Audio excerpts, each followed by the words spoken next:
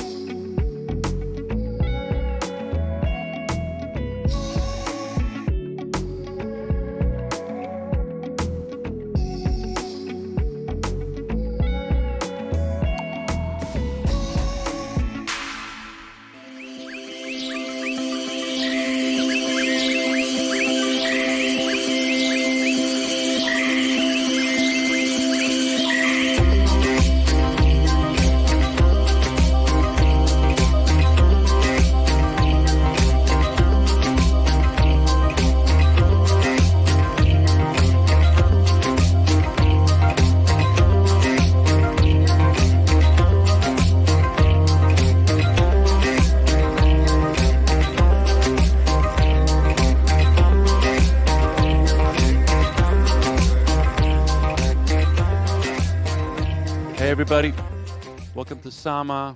We got a special one today. First off, I'm Derek Mazzoni. I want to thank Sail Theater Group, Global Music Monthly, and my guest tonight that I'll be introducing in a little bit. His name is Simón Mejía. He's the co-founder of a band I love called Bomba Estéreo, who have become incredibly popular. They create powerful, life-energizing, dance-driven music. You've heard their work in television. You've seen their videos all over YouTube. They have a really powerful and just a fun aesthetic. They're based in Colombia, and they have been representing Colombia through this music. And a lot of people who didn't really think much about Colombia or didn't know anything about it suddenly discovered this amazing country and culture through this band. When they first played in Sola, I was the opening DJ. They played at a great little club called the Tavern, and people were completely blown away at this band. Their rise came through, not exactly underground, but people were blown away, and they're like, check this band out, check this band out. So it was a nice crowd, and it was sweaty and gorgeous, and it was also one of those nights where everybody in the audience fell in love with each other. Simón, welcome. Hey. Hello, Derek. Thank you. Thank you. Thanks for being here. Thanks for inviting. It's always a pleasure to connect with Seattle. I have a big of my emotional side attached to Seattle. It's really special. Thank you. Thank you. Tell me a little bit about what to you the environmental landscape of Colombia means. Well, it's really powerful. It's really powerful, and being Colombian and being born and raised here, and I spent almost all of my life here in Colombia. Is one of the strongest. It's the strongest thing we have here in nature. We have one really special thing that is the only place on Earth that has snow on the top of the last branch of the Andean mountains here. It's called the Sierra Nevada de Santa Marta. It's a mountain that is just beneath the Santa Marta, the city where Liliana is, the singer Bomba Estéreo, is from. And this Sierra Nevada is snowy. At the top, we have snow, and then at the bottom is the Caribbean Ocean. So it's the only place where you have snow so close to a tropical weather. So it's really magic, really beautiful. Well, when I introduced you, I was saying you represent Colombia for a lot of people, because you've been in these classic big Western presences, and that's an interesting place to be. Yeah, I think, it has to do what you were saying. And I think music is like a very expression that is very close to life. In general, all the arts are attached to life because they're alive expressions, So, and life is continuously changing. Hopefully, you hope that you change and you feel different things So music changes with you at the same time as you grow up and experience some things. Music grows up with you. You mentioned Colombia. It's a very interesting place because if one that thinks about Colombia from seeing it from the outside or even here, you think it's a really happy country where everyone's dancing and the tropical music and the exotism and everything. But at the same time, this country is very nostalgic. We've passed through a very difficult history of violence and of death. It's like we wake up every day with death breathing here, no, and violence for many years. Yeah. I would say centuries of dealing with that and with the impunity of that. And as the country is so diverse, we have the tropical and we have the Caribbean Sea and we have the the cumbia and the vallenato and the merengue and all those the dance strong music. But at the same time, we have all that calmness and we have the indigenous. When one thinks about the indigenous, you think indigenous as calm people, no? Laid back people. But we're a mix between that, between all that drumming and loudness that African culture brought here, the history of violence and everything. But at the same time, the calmness, the nostalgic of the Andean mountains, the cold, the more like meditative. So that's why what I love most about Colombia is that you have everything, the good and the bad, everything condensed in this beautiful, at the same time, crazy territory. And I think this music is just a reflection of that, of who I am, of who we are, and of how I perceive the world today. Living in this chaotic present environmental crisis, political crisis. And you can, in the middle of that chaos, you try to find your center, try to be calm, and music is like the best way to do it for me. Nature, when you listen to nature and when you listen to like music is really powerful with how it affects you and how it can bring some different emotion. For me, the emotion of this album is more like a calm thing. Maybe you can dance to it if you want in some of the tracks, but in general it's like just sit and calm and have like a clean scene energy around. No, no, it's powerful and it opens people's hearts up. I keep using this hippie metaphor, but it really opens people's hearts up, and they music alleviates fear to me. This is the next track. This is Sola More. Tell me about some. Is it like I Love the Sun, or tell me more about the song before we play it?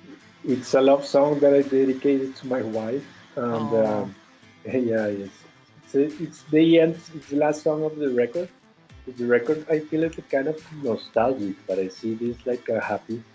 Sometimes when you are like in a tunnel and you see the light at the end, and you go out, that everything is shiny, and it's like a happy harmony and a happy note, some like a beating vibes.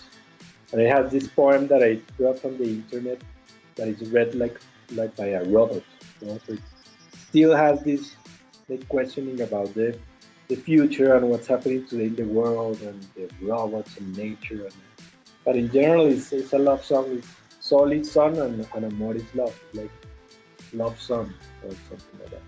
perfect. Okay, Simón Mejía, aka Monte. Thank you for sharing. Sola More.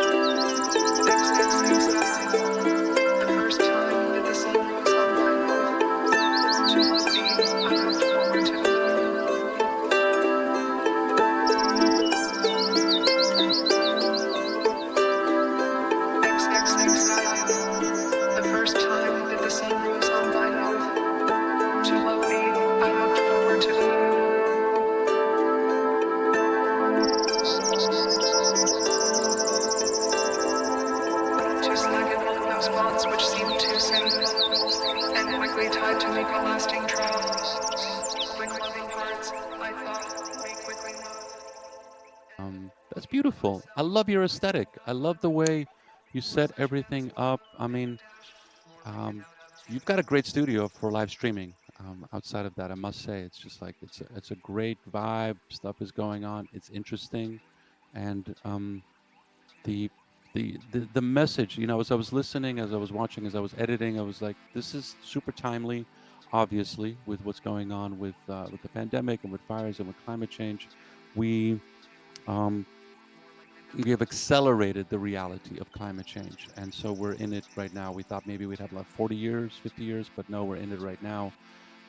But the thing that's really interesting to me is that the you as Bomba and yourself personally, you've been advocating for and presenting the environment as something vital to your art. How is this being received by the next generation of Colombians? You're reaching, your fan base all over the world, but in your own country right now, how is the next generation reacting to this? Our main goal, without trying to be discursive and like trying to be like elaborate huge speeches with the music, because music should speak for itself. Mhm.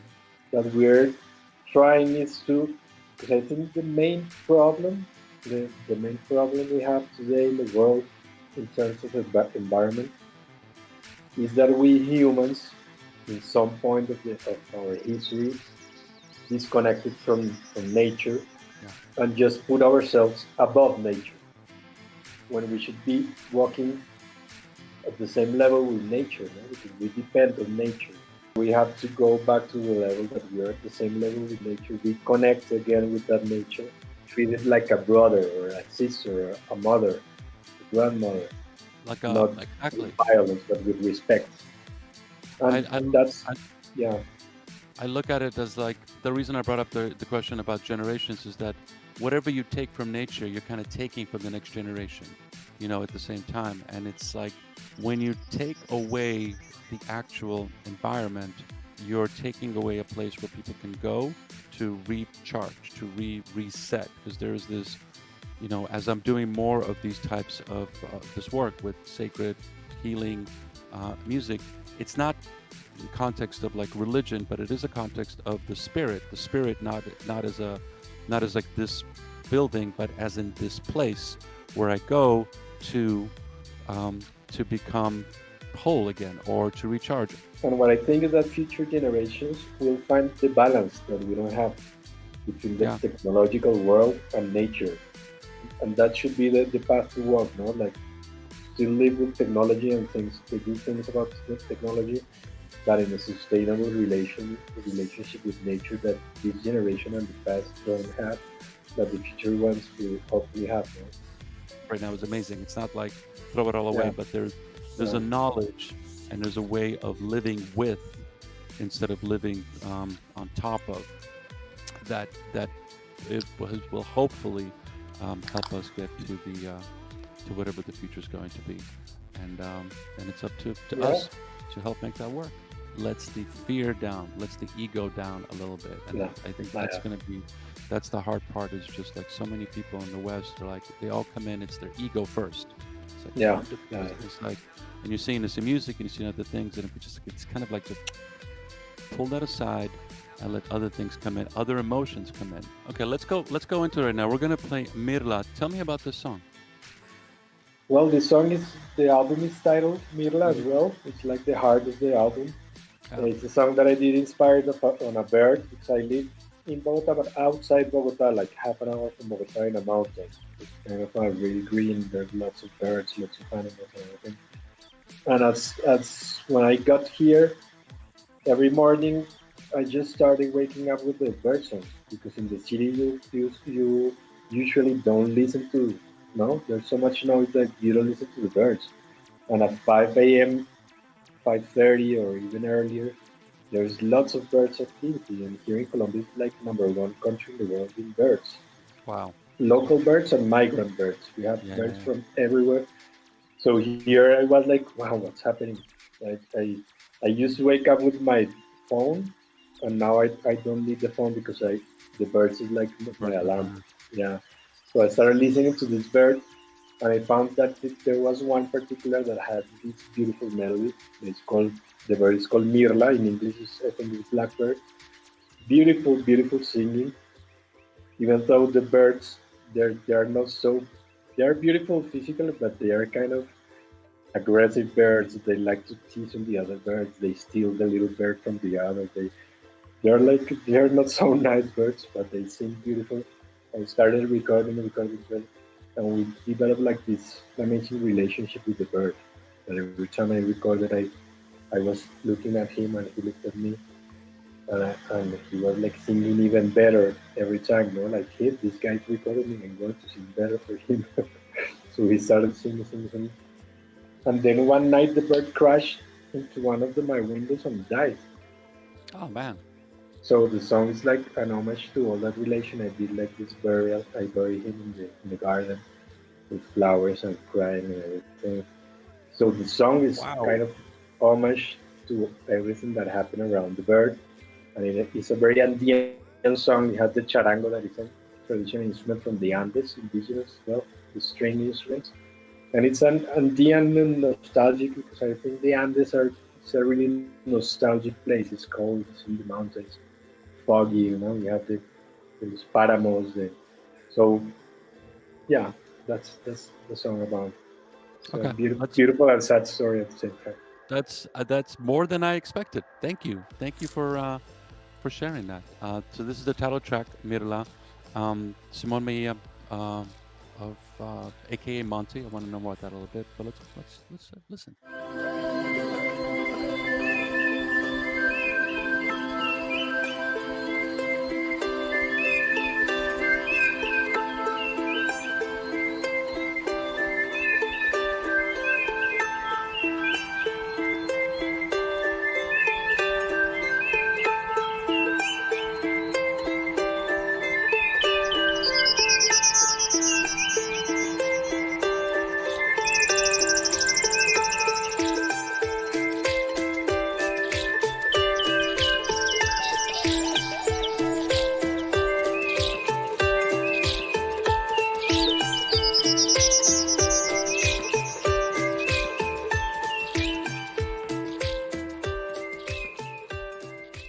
What is Monte?